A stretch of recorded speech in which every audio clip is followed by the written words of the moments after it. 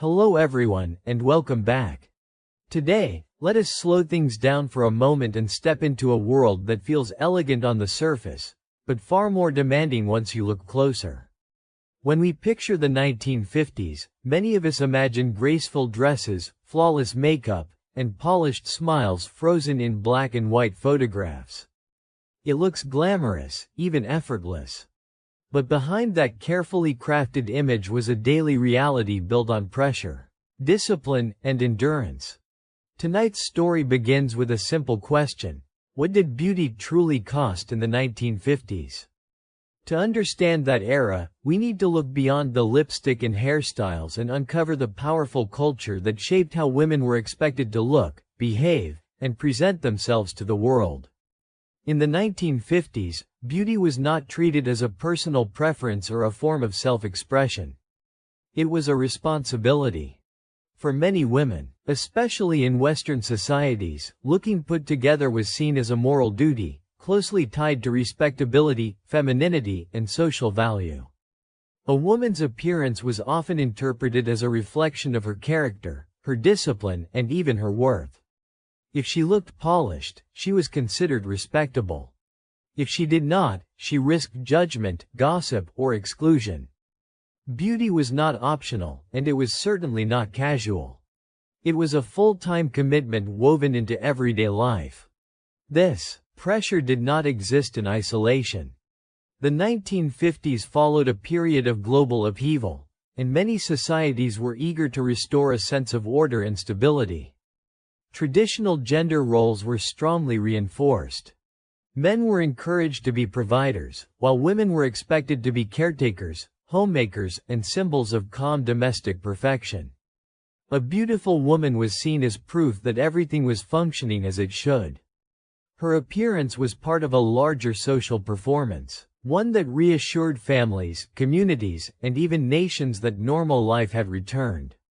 Within this context, beauty standards became incredibly rigid. There was a right way to look, and deviation from that ideal was rarely celebrated. Magazines, advertisements, and films promoted a narrow image of femininity: smooth skin, carefully styled hair, defined lips, and a composed expression at all times. These images were not presented as fantasies, but as expectations. Women were constantly told that achieving this look was not only possible, but necessary. If perfection seemed difficult, the message was clear: try harder. Daily beauty routines reflected this mindset. They were long, repetitive, and often uncomfortable. Time spent on appearance was rarely acknowledged as labor, even though it demanded patience, skill, and physical tolerance. Early mornings and late nights were dedicated to cleansing, styling, setting, and maintaining. The goal was to appear effortless, even when the effort behind the scenes was immense.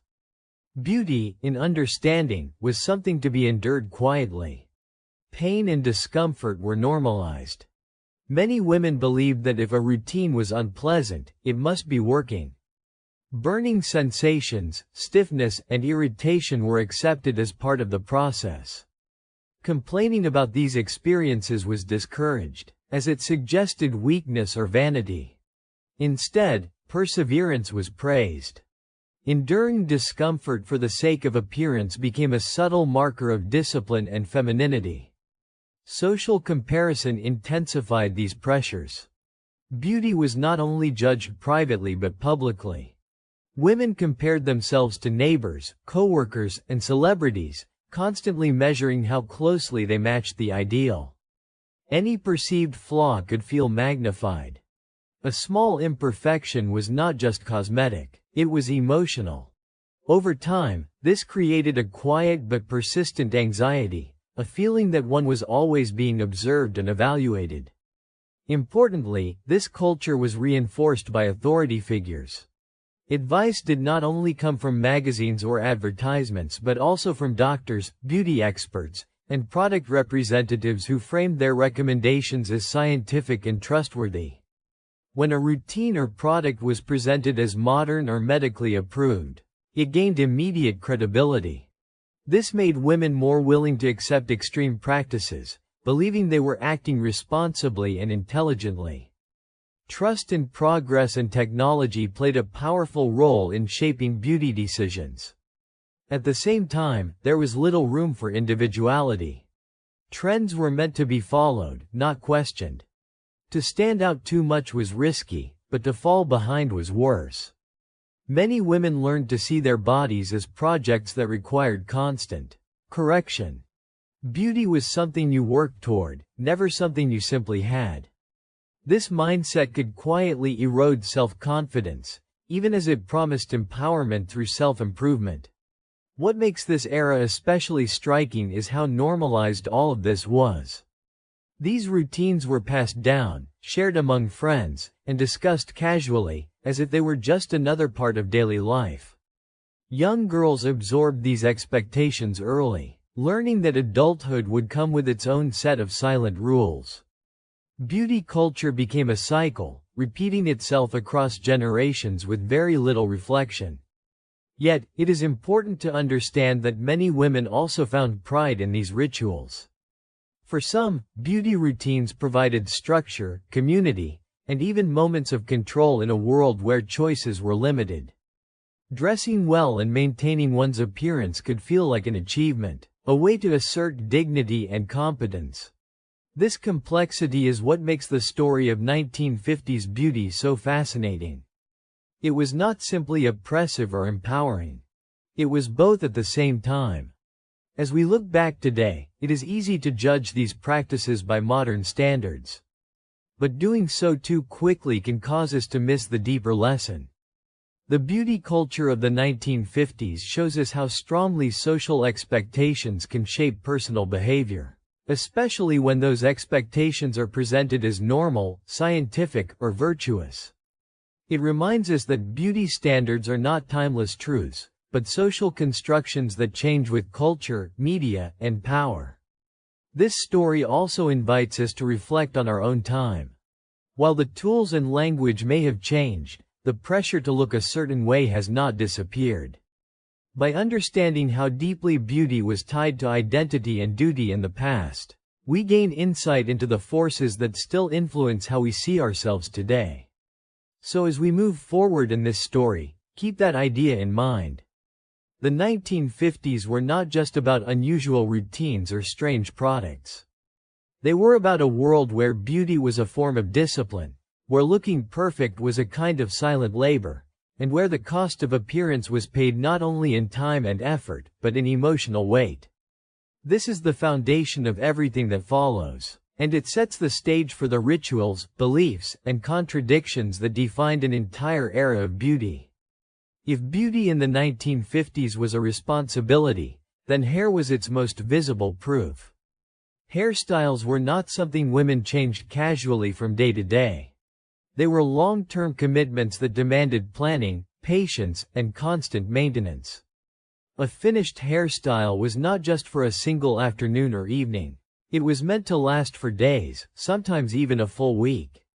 Once the hair was set, everything else in daily life revolved around preserving it. In this era, hair symbolized order and control. A well-styled head of hair suggested discipline, femininity, and self-respect. Loose strands, flattened volume, or visible effort were seen as signs of carelessness. Because of this, women were expected to treat their hair almost like a fragile structure. Touching it too much, exposing it to wind, or allowing moisture to reach it was considered risky. Hair was something to be protected, not played with. Popular styles of the time required complex preparation. Volume was essential, and volume did not come naturally for most people. Hair had to be teased repeatedly, section by section, until it formed a solid base. This process alone could take hours. Once shaped, the hair was fixed in place using setting lotions and generous amounts of hairspray. The goal was stiffness and durability, not comfort. A hairstyle was successful if it stayed exactly the same no matter what the day brought. Because these styles took so long to create, they were not meant to be undone quickly. Washing hair every day was uncommon, not only because of the effort involved, but also because it would destroy the structure entirely. Instead, women planned their wash days carefully, often aligning them with weekends or specific social schedules. Between washes, hair had to be preserved at all costs. Sleep became part of the hairstyle routine. Going to bed did not mean resting freely. Women wrapped their hair in scarves, used special pillowcases, or slept in uncomfortable positions to avoid flattening their style. Some avoided turning their heads too much during the night. Comfort was secondary to maintenance. Waking up with hair intact was considered a small victory. Weather was another constant concern. Rain, humidity, and wind were enemies of styled hair. A sudden change in weather could ruin hours of work and cause deep frustration. Many women carried scarves or hats not as fashion accessories but as protective gear. Even simple activities like walking outdoors required caution and awareness. The emotional investment in these hairstyles was significant. Hair was closely tied to identity and confidence. When a style turned out well, it could lift a woman's mood and give her a sense of accomplishment. When it failed, it could affect her entire day. A bad hair day was not a minor inconvenience. It felt like a personal failure, even though the standards were unrealistic. Social pressure reinforced this commitment. Compliments often focused on how well a woman's hair was holding up, rather than how it looked naturally. Durability was praised as much as beauty. Women learned to evaluate each other not only on appearance, but on effort and endurance. Maintaining a perfect hairstyle signaled dedication and competence. Professional settings intensified these expectations. For women working outside the home, appearance was closely linked to credibility. A polished hairstyle suggested reliability and seriousness. Looking unkempt, even slightly, could be interpreted as unprofessional. This made hair maintenance feel like part of the job, even though it was unpaid and unacknowledged. Hollywood and popular media played a major role in shaping these ideals.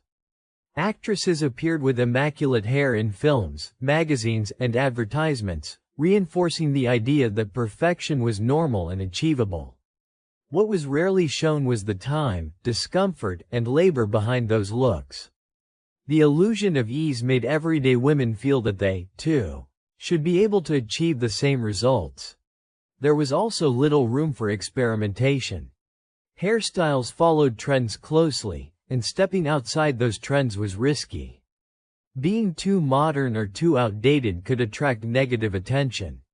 As a result, many women stuck to what was socially approved, even if it did not suit their personal taste or comfort. Safety came from conformity. At the same time, hairstyling offered moments of control.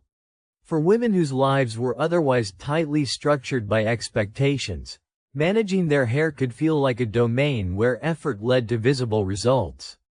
Mastering a complex style was a skill, and skill brought pride. In this way, hairstyling was both a burden and a form of quiet empowerment. Looking back, these long-term hairstyle commitments reveal how deeply beauty routines shaped daily life. Hair was not just an accessory, it was a system that dictated schedules, behaviors, and even sleep. It demanded constant attention and rewarded compliance with social approval. This idea helps us understand why beauty in the 1950s felt so consuming. Hairstyles were not about personal expression or creativity. They were about stability, presentation, and meeting expectations. By committing to these styles, women participated in a shared visual language that defined femininity for an entire generation. As we continue this journey, keep this image in mind, not just a finished hairstyle, but the invisible hours behind it. The planning, the discomfort, and the discipline all played a role. Hairstyles were long-term commitments because beauty itself was treated as a long-term obligation, one that rarely allowed rest, but promised acceptance in return. After hair, the face became the next battlefield of discipline in 1950s beauty culture. If hairstyles represented control and endurance over time, facial routines reflected an even more intimate expectation, mastery over the body itself. Among the most striking practices of the era were ice facials and cold treatments, rituals that were uncomfortable by design and praised precisely because of that discomfort. In the 1950s, the face was seen as a direct mirror of health, youth, and character. Smooth, firm skin suggested vitality and self-control, while puffiness or visible fatigue was often interpreted as neglect. Because of this, women were encouraged to take active measures to train their skin. Cold treatments fit perfectly into this mindset. They were simple, inexpensive, and harsh enough to feel effective. The idea behind ice facials was straightforward. Cold was believed to tighten the skin, shrink pores, and improve circulation. Beauty advice columns and magazines regularly recommended rubbing ice cubes directly onto the face, especially in the morning. The shock of cold water was framed as refreshing and energizing, a way to wake up both the skin and the spirit. The discomfort was not hidden. It was emphasized as proof that the routine was working. For many women, this ritual became a daily habit. Ice cubes were wrapped in cloth or held directly against the skin, moved across cheeks, forehead, and jawline until the face felt numb. The sensation was intense, especially in colder climates or early hours of the day. Yet this intensity was part of the appeal. Enduring it demonstrated commitment to beauty and self-discipline. Cold treatments were not limited to ice alone. Cold water splashes, refrigerated creams, and chilled facial tools were also popular. Some women kept their skincare products in the refrigerator to enhance the tightening effect. The goal was always the same: firmness, alertness, and control. A face that reacted strongly to cold was seen as responsive and alive. These rituals were often described using moral language. Cold water was said to be invigorating and character-building. Warmth, by contrast, was sometimes associated with laziness or indulgence. This reflected a broader cultural belief that comfort was suspicious, and that effort, even discomfort, was virtuous. Beauty routines borrowed heavily from this way of thinking. What made cold treatments especially powerful was their visibility.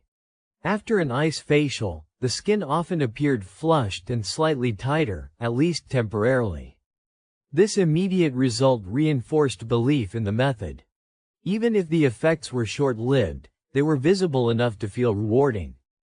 In a culture that valued results, however fleeting, this mattered. The emotional side of these routines is just as important. Cold facials were often done alone, in quiet moments before the day began. These early morning rituals became private tests of willpower. Facing the shock of cold water before breakfast or makeup was a way of proving readiness for the day ahead. It was a small, personal challenge that set the tone for everything that followed. Social influence played a strong role in normalizing these practices. Advice was passed between friends, family members, and beauty experts. If someone admired another woman's skin, she might ask about her routine and hear, almost proudly, about ice and cold water. Over time, these recommendations became traditions, rarely questioned and widely accepted. Media reinforced these ideas relentlessly. Beauty articles praised cold treatments as timeless secrets, often referencing European traditions or scientific language to increase credibility. Phrases like stimulates circulation or firms the skin appeared frequently, even when evidence was vague. The authority of print gave these claims weight, making them feel reliable and modern. Cold treatments also reflected the era's limited understanding of skincare. With fewer products available and less scientific clarity, physical sensation became a stand-in for effectiveness. If something tingled, burned, or shocked the skin, it was assumed to be doing something important. Comfort was rarely a goal. Sensation was. There was also a symbolic layer to these routines. Cold represented restraint and control, qualities highly valued in women at the time. A composed face, unaffected by emotion or fatigue, was considered ideal. Cold facials promised to erase signs of stress, smoothing away anything that might reveal vulnerability. In this way, skincare was not just about appearance, but about emotional presentation. However, these practices were not always gentle. Repeated exposure to extreme cold could irritate sensitive skin, causing redness or dryness. Yet these side effects were often ignored or reframed as part of the process. Endurance once again became a badge of commitment. To stop or complain was to admit weakness. Despite this, many women genuinely believed in these rituals and found satisfaction in them. There was comfort in routine, even when the routine was harsh. Knowing exactly what to do each morning created a sense of order and predictability. In a world with limited personal autonomy, this structure could feel reassuring. Cold treatments also offered a sense of participation in modern beauty culture. They were discussed alongside new products and techniques, giving women the feeling that they were informed and proactive. Following these routines meant staying current, staying disciplined, and staying competitive in a society that measured women so closely by appearance. Looking back, ice facials and cold treatments reveal how beauty in the 1950s blurred the line between care and punishment. The skin was not simply nurtured. It was challenged. The face became something to be trained, corrected, and controlled through sensation. Discomfort was normalized, even celebrated, as long as it promised improvement. This idea deepens our understanding of the era's beauty culture. It shows that the pursuit of beauty was not only external but psychological. Women were taught to associate discipline with worth, endurance with success, and discomfort with progress. These lessons extended far beyond skincare and quietly shaped how women related to their own bodies. As we move forward, remember this pattern.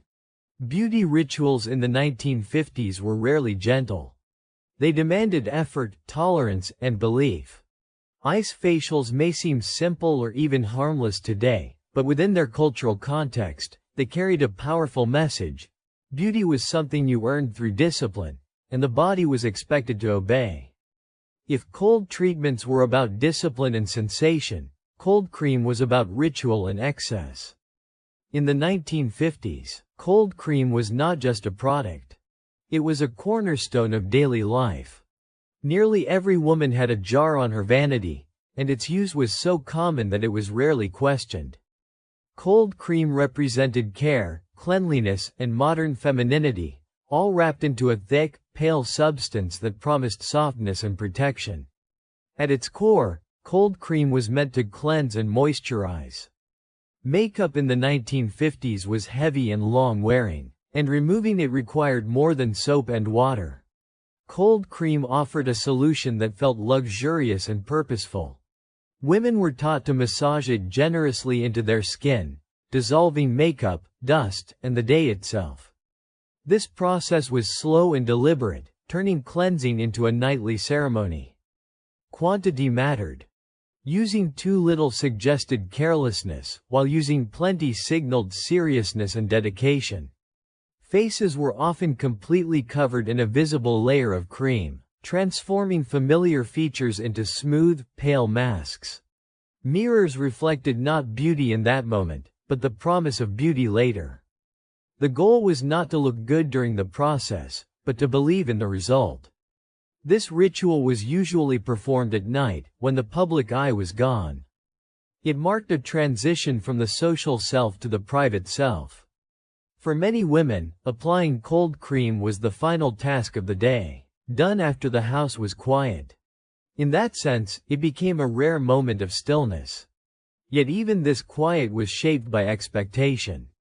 The routine had rules, steps, and an unspoken standard of correctness. The act of massaging the cream into the skin was emphasized heavily. Women were instructed to use upward motions, careful patterns, and consistent pressure. These movements were said to preserve youth and prevent sagging.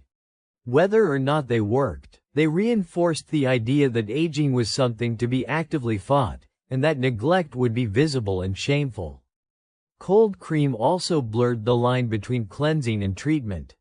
Some women wiped it off with tissues or towels, while others left a thin layer on overnight, believing it would continue to nourish the skin as they slept.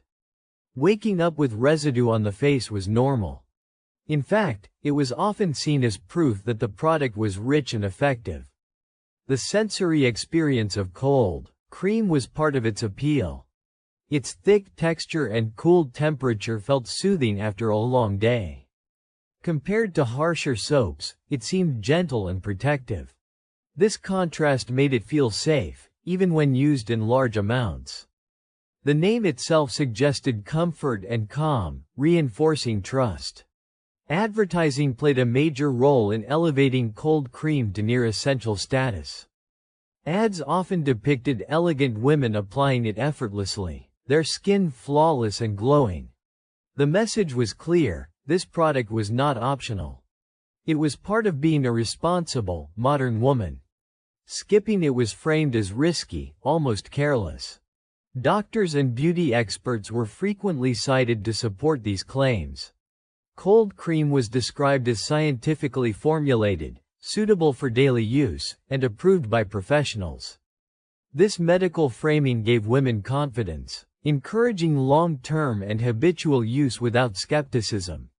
When something was presented as both gentle and scientific, it felt beyond question. Cold cream also reflected the era's limited skincare alternatives. With fewer specialized products available, one cream was expected to do everything: cleanse, moisturize, protect, and preserve youth. This all-in-one expectation placed enormous faith in a single product, turning it into a daily necessity rather than a choice. There was a social dimension to this ritual as well. Mothers taught daughters how to use cold cream, passing down habits and beliefs. Friends discussed brands and techniques, reinforcing shared standards. Over time, cold cream became part of collective knowledge, a symbol of adulthood and responsibility. Emotionally, the ritual carried weight. Applying cold cream could feel reassuring, like doing something right. It was a way to participate in a shared promise that care would be rewarded. At the same time, it subtly reinforced fear: fear of aging, fear of neglect, fear of falling behind. The nightly routine was both comforting and pressuring. The physical aftermath was not always pleasant. Towels stained with makeup, greasy pillowcases, and clogged pores were common. Yet these inconveniences were accepted as normal. Beauty was not meant to be neat behind the scenes. Messiness was hidden, endured, and cleaned up quietly. Importantly, cold cream rituals emphasized consistency over intuition. Women were encouraged to follow routines exactly, regardless of how their skin felt. Dryness, irritation, or discomfort were often dismissed as temporary or necessary. Listening to the body was less important than following instructions. Despite this, many women developed a deep attachment to their cold cream. The scent, texture, and routine became familiar and emotionally grounding. In a world filled with expectations, this nightly ritual offered something predictable. Even when it was burdensome, it was reliable. Looking back, the heavy use of cold cream reveals how beauty care in the 1950s was built on repetition and belief. The product mattered, but the ritual mattered more. It taught women that beauty required daily maintenance, patience, and trust in authority. Skincare was not about listening to oneself, but about following established rules. This idea fits neatly into the larger picture of the era. Beauty was not spontaneous or flexible. It was structured, habitual, and deeply ingrained. Cold cream was one of the clearest examples of how care and control were intertwined. It promised softness, but demanded discipline. As we move forward, keep this image in mind: a woman at night, face covered in cream, standing quietly before a mirror. In that moment, beauty was not glamorous. It was practical, repetitive, and full of hope. Cold cream was more than a cleanser. It was a symbol of how beauty in the 1950s became a daily obligation, performed faithfully in the belief that effort would one day be visible. If cold cream prepared the skin and cold treatments disciplined it, Pancake makeup completed the transformation. In the 1950s, foundation was not meant to disappear into the skin. It was meant to create a new surface altogether. Pancake makeup, thick and matte, became one of the most defining elements of the era's beauty routine. It promised perfection, uniformity, and control, turning the face into a carefully constructed image rather than a natural reflection. Pancake makeup was originally developed for film and stage, where bright lights demanded heavy coverage. Over time, it made its way into everyday life. Women were drawn to its ability to hide imperfections and create a smooth, camera-ready finish. What began as a professional product quickly became a daily necessity. Wearing it suggested seriousness about appearance and an understanding of modern beauty standards. Application was a process that required patience and precision. Pancake makeup came in solid cakes that had to be activated with water. Women dampened sponges carefully, rubbing them across the surface to create a thick paste. Too much water could ruin the consistency, while too little made the product difficult to spread. Mastering this balance was a skill learned through repetition. Once applied, the makeup formed a dense, even layer over the skin. Freckles, blemishes, and uneven tones disappeared beneath it. The result was a matte finish that resisted shine and held its shape throughout the day. This durability was highly valued. A face that stayed in place from morning to night was seen as a success. However, comfort was rarely part of the equation. Pancake makeup could feel heavy and tight, especially after hours of wear. Facial expressions were sometimes restricted, and the skin underneath could feel dry or irritated. Still, these sensations were tolerated. The appearance of control mattered more than physical ease. Color matching was another challenge. Shade ranges were limited, and many women had to adapt to tones that were not quite right. Blending into the neck and hairline required careful attention. Any visible line between makeup and skin was considered a mistake. This made application both stressful and time-consuming. Once the base was set, everything else depended on it. Blush, lipstick, and eye makeup were applied on top of this smooth canvas. The foundation determined the overall effect. A flawless base elevated the entire look, while a poorly applied one could undermine it completely. This made Pancake makeup the foundation not just of the face, but of confidence. Throughout the day, maintenance was essential. Touch-ups were common, especially around the mouth and nose where movement caused cracking or fading. Women carried sponges or compacts to preserve their look. The fear of makeup breaking down in public was real, reinforcing constant self-awareness. At night, removing Pancake makeup was an ordeal of its own. Soap and water were rarely enough. Cold cream was used generously to dissolve the thick layers, often requiring multiple rounds of wiping and cleansing. Towels stained with makeup were a familiar sight. This nightly removal reinforced the idea that beauty demanded effort at every stage, from application to cleanup. Social expectations magnified the importance of this routine. A well-made face suggested reliability, pride, and attention to detail. Showing up without proper makeup could be interpreted as laziness or disrespect, especially in professional or social settings. The face became a public statement, and Pancake makeup was its armor. Media played a powerful role in reinforcing these ideals. Magazines featured women with perfectly matte skin, free of shine or texture. The message was subtle but persistent. Real skin was something to be corrected. Natural variation was not celebrated. It was covered. Over time, this shaped how women viewed their own faces, teaching them to see flaws before features. Emotionally, Pancake makeup created distance between women and their natural appearance. Looking in the mirror without it could feel unfamiliar or even uncomfortable.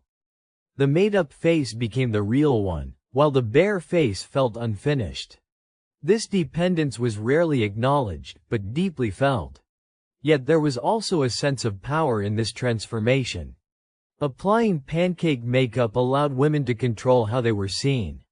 It offered predictability in a world full of judgment. When the face looked right, everything else felt more manageable. This sense of readiness was important, even if it came at a cost. The pursuit of a perfect face through Pancake makeup reflects the broader beauty culture of the 1950s. Perfection was not expected to occur naturally. It was constructed, layer by layer, through routine and repetition. The face became a project, something to be managed and maintained daily. Looking back, Pancake makeup symbolizes the era's desire for uniform beauty. Texture, shine, and individuality were minimized in favor of smoothness and consistency. The goal was not to look unique, but to look correct. Beauty was about fitting into an ideal rather than expressing oneself.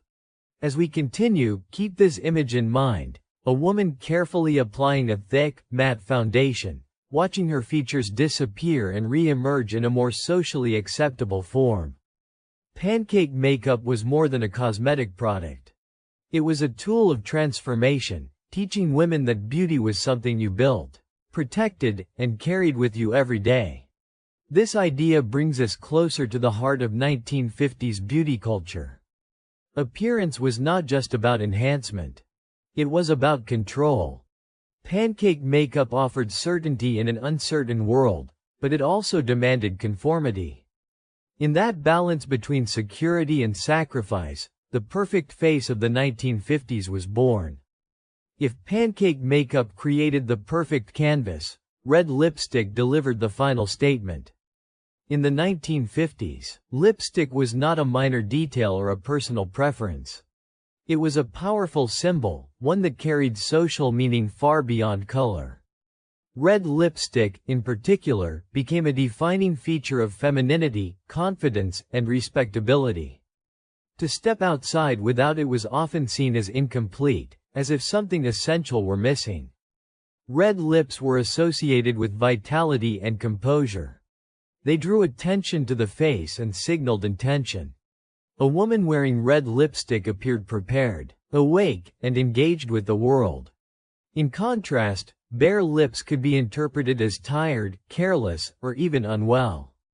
This unspoken comparison made lipstick feel less like decoration and more like obligation. Applying red lipstick was treated as a careful ritual. Precision mattered. The bold color left little room for error, and any smudge or uneven line was immediately visible. Women often used lip liner to define the shape before filling it in. Blotting with tissue, reapplying, and checking symmetry were all part of the process. This attention to detail reinforced the idea that control and neatness were essential qualities. Once applied, lipstick required constant awareness. Eating, drinking, speaking, and smiling all posed risks. Women learned to drink from cups carefully and avoid touching their mouths unnecessarily.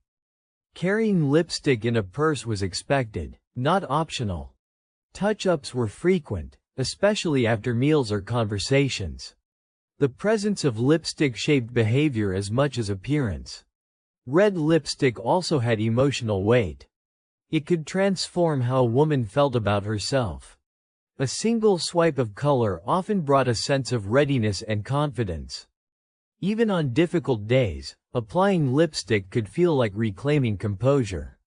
In this way, lipstick became a tool for emotional regulation, helping women present calm and control regardless of how they felt inside. Social expectations reinforced its importance.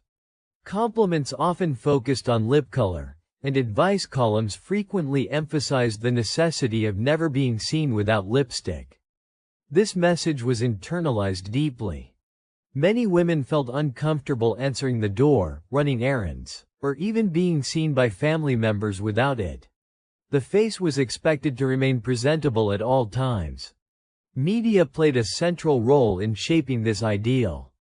Film stars, models, and advertisements consistently featured perfectly painted red lips.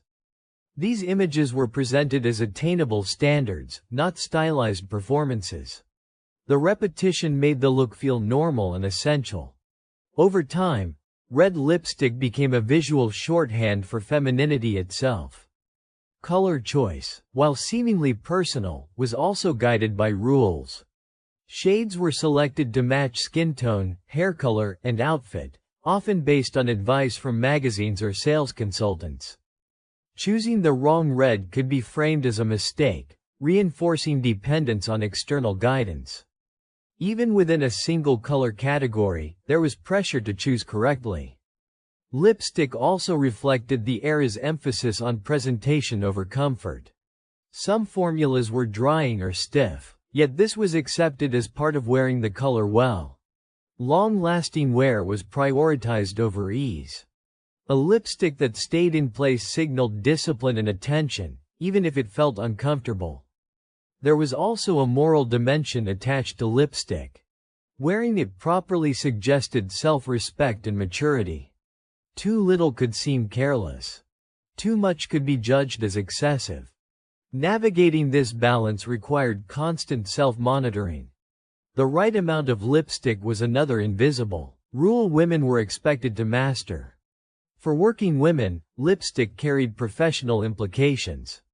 A polished appearance could affect how seriously they were taken. Red lipstick helped convey authority and confidence in environments where women were often scrutinized more closely than men. In this sense, it became a form of armor, offering a layer of visual credibility.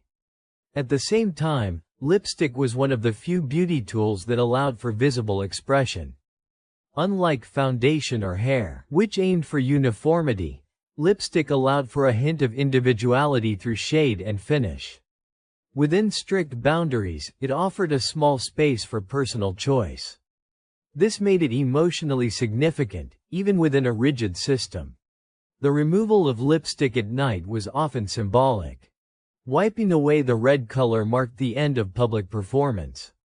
It was a quiet moment of release, when the carefully maintained image could finally be set aside. Yet even this act was temporary, as the color would return the next day. Looking back, red lipstick reveals how beauty in the 1950s functioned as a social language. It communicated readiness, respectability, and emotional control without words. A painted mouth was not just about looking good. It was about signaling belonging and competence. This idea helps us understand why beauty rituals of the era felt so demanding. Each step carried meaning, and none were truly optional. Red lipstick, in particular, shows how a simple product could shape behavior, confidence, and identity. As we move forward, remember this image, a woman carefully checking her reflection, ensuring her lipstick is perfectly applied before stepping into the world. That small act carried enormous weight. In the 1950s, red lipstick was not just color. It was a statement, a shield, and a symbol of what it meant to be seen as a proper woman. If makeup framed the face, hair crowned it. In the 1950s, hairstyles were not casual choices, they were highly codified statements of femininity, social status, and personal discipline. Every curl, wave, and volume had meaning, and maintaining these styles required careful effort, specialized products, and sometimes hours of daily attention. The era favored structured looks, such as the soft, voluminous waves popularized by movie stars. Hair was expected to look polished, healthy, and resilient, signaling that a woman could manage both her appearance and her household. A well-kept hairstyle reflected not just beauty but responsibility, hinting at a woman's competence and adherence to social norms. Products like setting lotion, hairsprays, and cold waves were common. Women invested significant time in creating curls or waves that would last throughout the day. Hair rollers and pins were used nightly to shape the hair, often requiring assistance from family members or professional stylists. Morning routines involved careful combing, brushing, and sometimes re-curling to maintain the perfect look. Much like makeup, hair also carried emotional weight. A well-styled head could boost confidence and convey readiness to face the world. Conversely, messy or unkempt hair might signal fatigue, illness, or carelessness, affecting both personal self-esteem and social perception. The hair became a visible extension of discipline and emotional composure. Cultural pressures reinforced these standards. Magazines, television, and film consistently depicted women with flawless hairstyles, setting a standard that felt both aspirational and obligatory. Comparisons with these images created subtle social judgment. Failing to emulate the ideal could provoke criticism or internalized shame. Even short hairstyles were subject to scrutiny. The cropped, neat cuts popular among working women required precision and upkeep, demonstrating efficiency and modernity without sacrificing femininity. Every style, long or short, was judged by its alignment with societal expectations. Hair color also played a role in conveying identity. Light or dark shades were chosen to complement skin tone, enhance facial features, or fit within socially accepted norms. Unnatural hues were rare and often frowned upon, reinforcing a broader cultural preference for conformity. Accessories like hats, scarves, and hairpins were not mere decoration. They signaled fashion sense, attention to detail, and sometimes social rank. A hat could complete a look and indicate adherence to etiquette, particularly in public settings. Professional advice shaped daily habits. Beauty salons offered guidance on proper care, styling, and the latest trends, positioning stylists as gatekeepers of ideal femininity. For many women, visiting a salon was not just about pampering, it was about aligning with cultural expectations.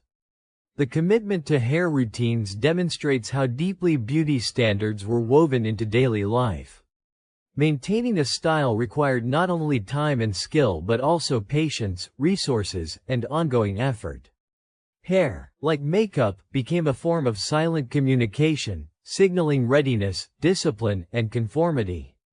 Ultimately, hairstyles in the 1950s were more than aesthetics. They were a code.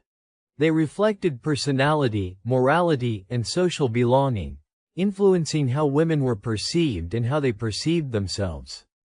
By understanding the importance of hair, we can see how the era's beauty rituals extended far beyond surface-level appearance, shaping behavior, emotions, and identity in subtle but profound ways. While makeup and hairstyles shaped visible impressions, scent operated on a subtler, almost invisible level. In the 1950s, perfumes were more than personal indulgences, they were social signals, communicating refinement, desirability, and attention to detail. Choosing a fragrance was a deliberate act, with each scent carrying nuanced messages about a woman's personality, status, and mood. Fragrances were marketed strategically, often alongside aspirational images of glamorous women. Advertisements suggested that the right perfume could elevate a woman's presence, making her unforgettable in social and romantic encounters. Popular scents emphasized floral, powdery, or citrus notes, evoking freshness, elegance, and sophistication.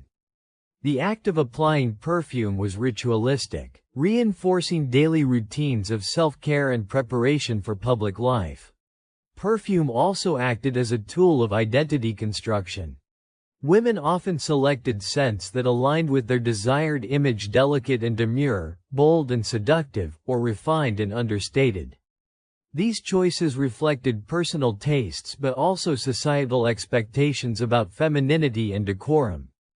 For example, heavier floral scents might signal maturity and elegance, whereas lighter, citrusy notes conveyed youthfulness and vitality. The use of fragrance extended beyond social signaling. It was intertwined with emotion and memory.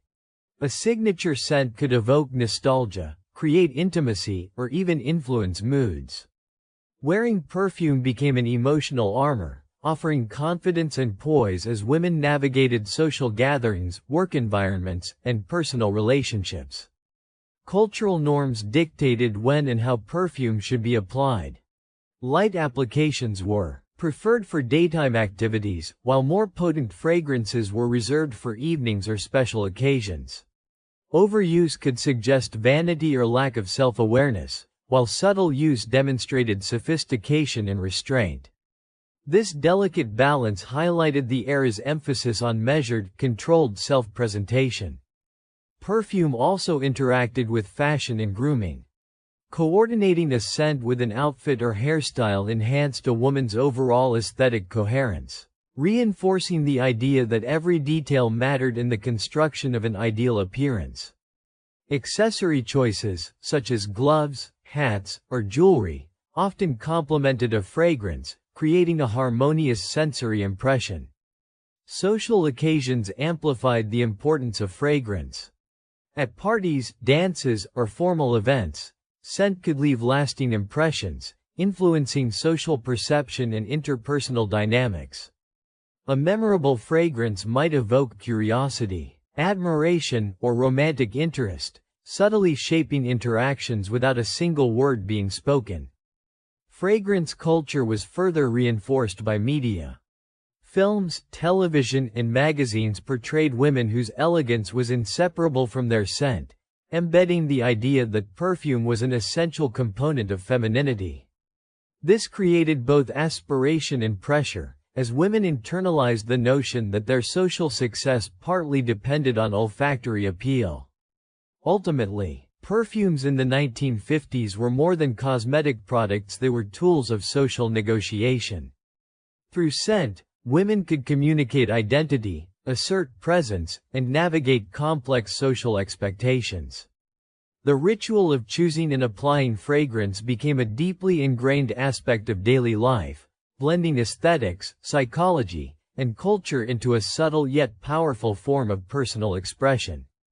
In the 1950s, the pursuit of an idealized feminine silhouette was a central aspect of daily life for many women. Diet culture was pervasive, emphasizing extreme control over food intake, strict adherence to meal plans, and the promise of transforming one's body into the socially approved standard of beauty.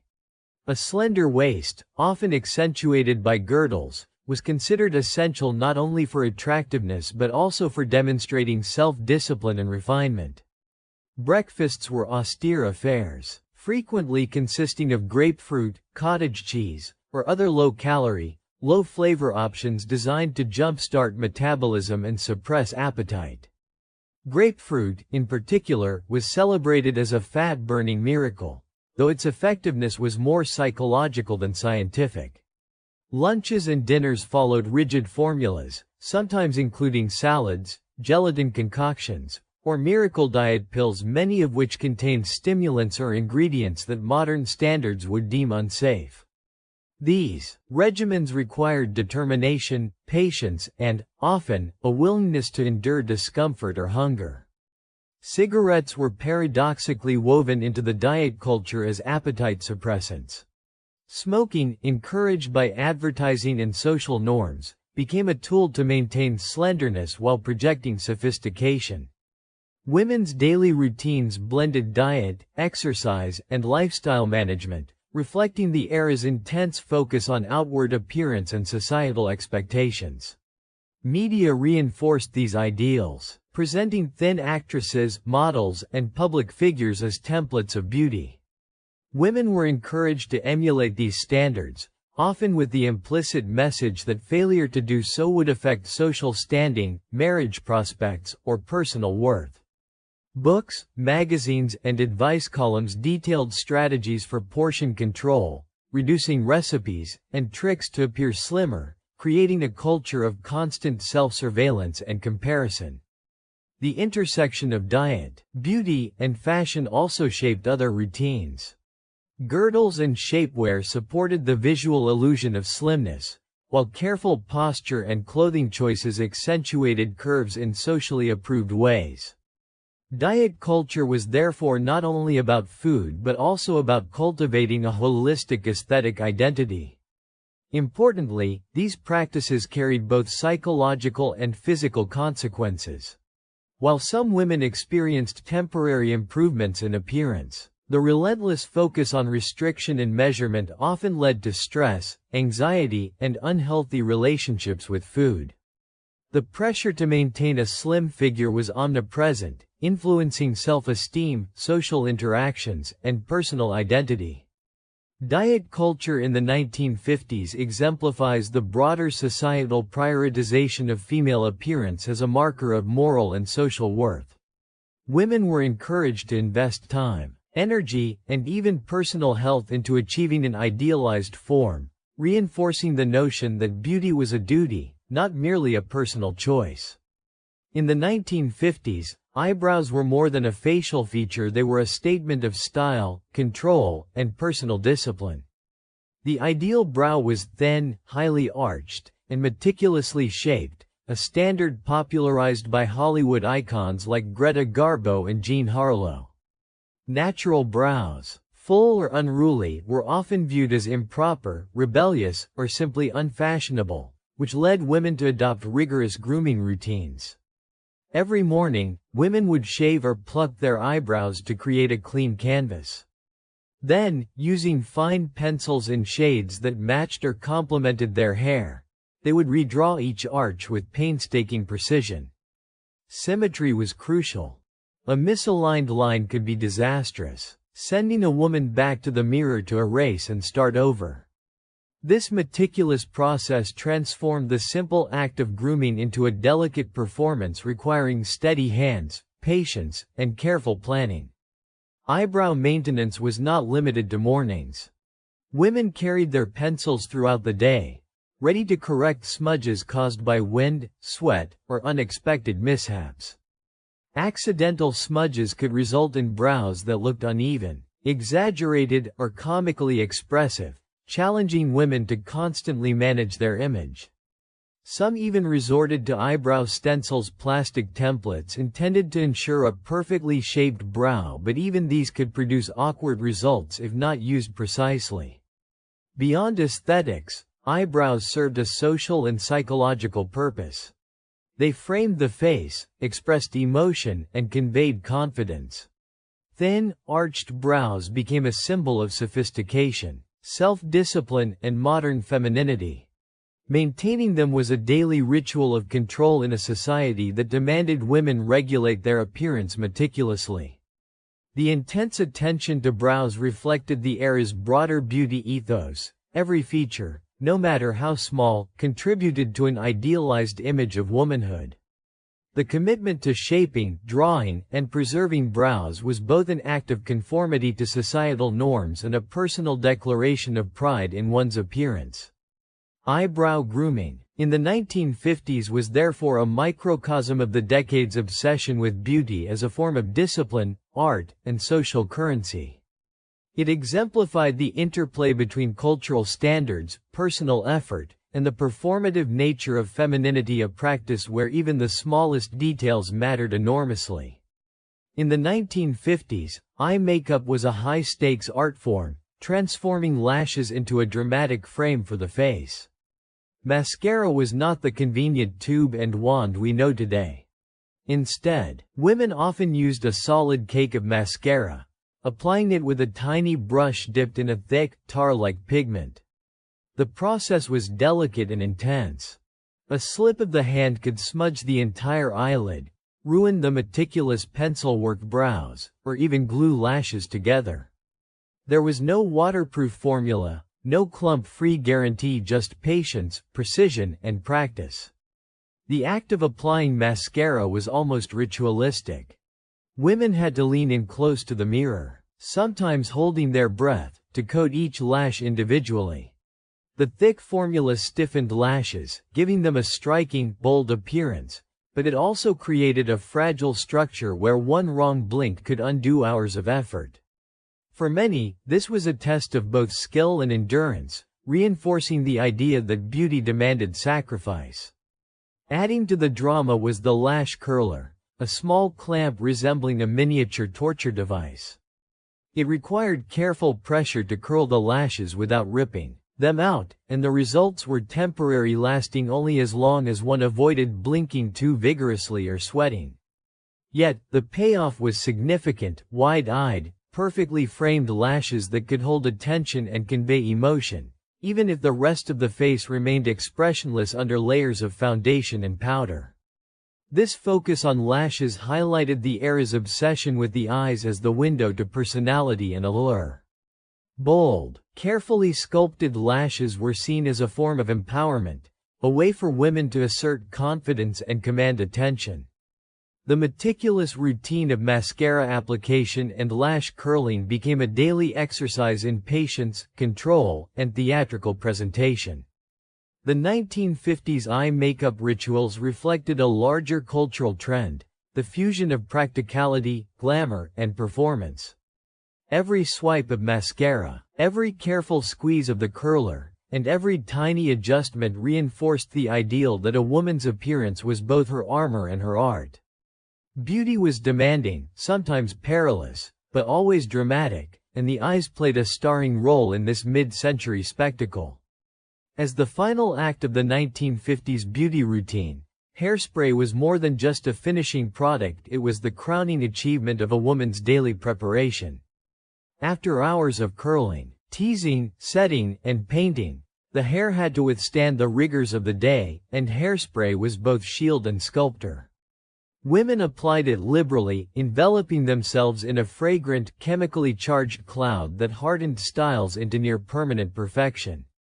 The Beehive, Victory rolls, and other iconic silhouettes relied on this final layer of lacquer to maintain their architectural integrity. Application was a sensory experience in itself. The mist coated every strand, leaving hands sticky, lungs tingling, and mirrors fogged with the residue of dedication. One had to be cautious: too much, and the hair became rigid and brittle. Too little, and the hours of labor could collapse under a slight breeze. Mothers, sisters, and friends often offered advice or warnings from the doorway, a combination of guidance and intimidation, underscoring the social significance of the hairstyle. A perfectly sprayed hairdo was a symbol of personal discipline, aesthetic pride, and social status. Beyond functionality, hairspray embodied the era's fascination with permanence and control. It was not merely about beauty. It was about asserting order over the chaos of daily life. Every curl that stayed in place, every lift that defied gravity, was a small triumph against the unpredictability of the world. Women slept carefully, sometimes with silk scarves and multiple pillows, to preserve the fragile art atop their heads, treating their hair as both armor and sculpture. The pervasive use of hairspray also had cultural and sensory consequences. Homes often carried the lingering scent of chemical fixatives, a perfume of ambition and perseverance. Cats, children, and unsuspecting visitors learned to avoid the fallout zone, where tiny particles coated every surface, an invisible testament to the sacrifices made for beauty. In essence, hairspray transformed ordinary hair into an emblem of mid-century identity: bold, visible, and unwavering. By the end of the day, after lipstick had been applied with precision, lashes carefully sculpted, eyebrows penciled into submission, and the final mist of hairspray had settled, a 1950s woman could step into the world with the confidence that she had conquered both her reflection and the expectations placed upon her. The routine, elaborate and exhausting, was a testament to the era's belief that beauty was not merely aesthetic, it was discipline, performance, and social currency, all rolled into a daily ritual that shaped how women saw themselves and how society saw them. Hairspray, like every other element of the 1950s beauty regimen, was simultaneously practical and symbolic. It held styles in place, yes, but it also held a story of endurance, creativity, and a willingness to endure discomfort in the pursuit of societal ideals. And as women moved through their day, the shine of lacquered hair, the perfection of matte foundation, and the boldness of red lips communicated an unspoken message: In a world of expectations, they had mastered the art of appearance, one ritual at a time. As we reach the end of our journey through the meticulous, fascinating world of 1950s beauty rituals, it is clear that these practices were more than just about appearances. Each curl, each layer of makeup, every dab of powder and spritz of hairspray tells a story of creativity, discipline, and the societal expectations that shaped everyday life.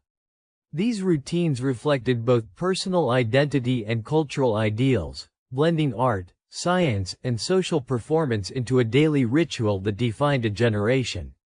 By exploring these intricate habits, we gain insight not only into fashion and beauty but also into the lives of the women who lived them, their struggles, ambitions, and the ways they navigated a world that demanded perfection in so many visible ways.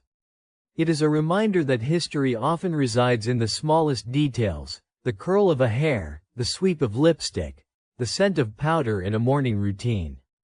Thank you so much for joining me today and stepping back into this vivid, layered past. I hope this glimpse into 1950s beauty gives you a deeper appreciation for the artistry, effort, and stories woven into everyday life during that era. Stay curious, keep exploring the hidden histories around us, and I will see you next time with another fascinating story.